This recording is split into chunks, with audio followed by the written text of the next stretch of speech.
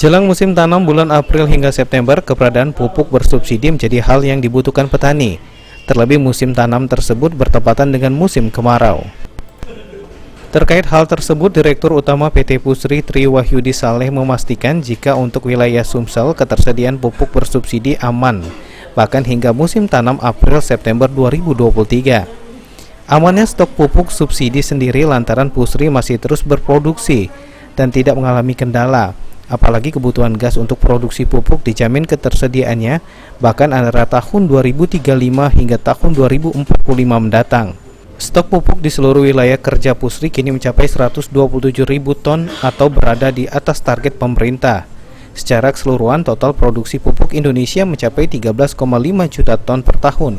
Sementara alokasi pupuk untuk subsidi 7,5 juta ton, yang artinya masih ada sisa pupuk untuk non-subsidi. Tanam berikutnya Pak, ini gimana Pak?